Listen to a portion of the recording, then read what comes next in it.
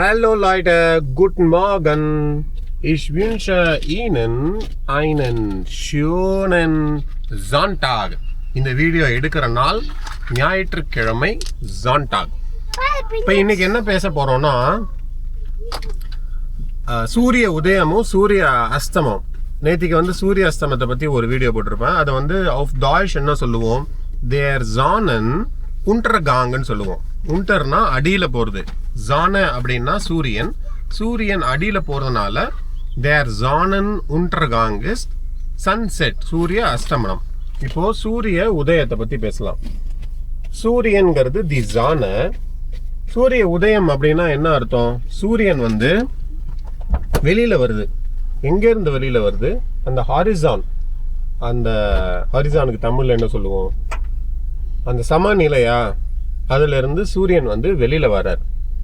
அப்போ அந்த ஒரு இடத்துல இருந்து வெளியில வருது அப்படின்னா இதை நம்ம ரெண்டு விதமா பார்க்கலாம்.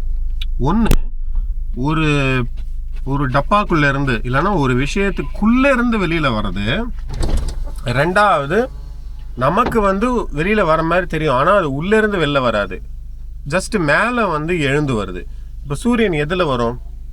நான் சொன்ன அந்த ரெண்டாவது விஷயத்துல வரும். சூரியன் வந்து ஒரு மூடி வச்ச ஒரு டப்பால இருந்து வெளில வராரா? கிடையாது.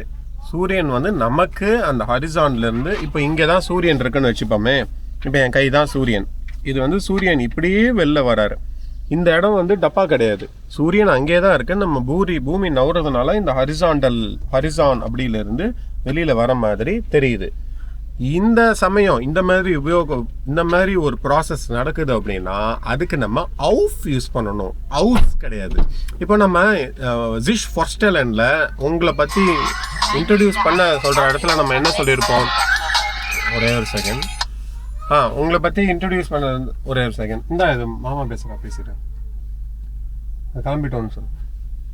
உங்களை பத்தி இன்ட்ரடியூஸ் பண்ற அந்த ஜிஷ் ஃபர்ஸ்டலன்ல என்ன சொல்லுவோம்னா, ich komme aus Indien, ich komme aus Deutschland அப்படின்னு சொல்லுவோம். அதாவது அவுட் ஆஃப், அந்த இடத்துல என்ன பண்றோம், நான் வந்து அந்த இந்தியா அப்படிங்கிற இடத்துக்குள்ள இருக்கேன், அந்த இடத்துல இருந்து நான் வெளியில வரப்போறேன், அதனால அங்க நம்ம அவுஸ் சொல்றோம், அவுஃப் கிடையாது.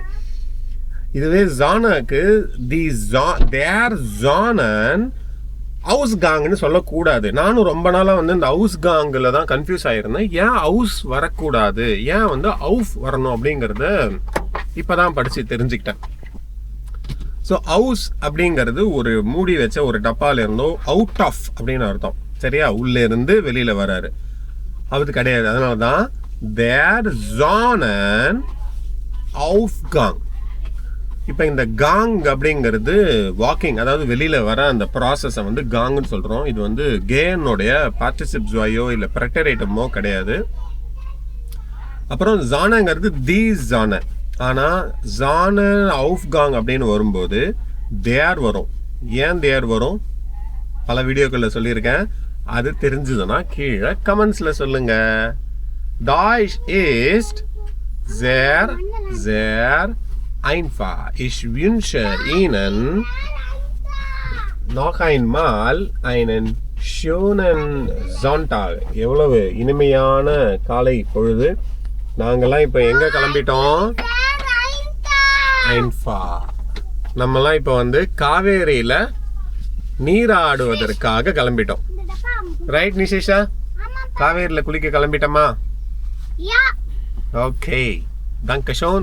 Ich wünsche Ihnen noch einmal einen schönen Sonntag. Bis zum nächsten Mal. Auf Wiedersehen. Tschüss.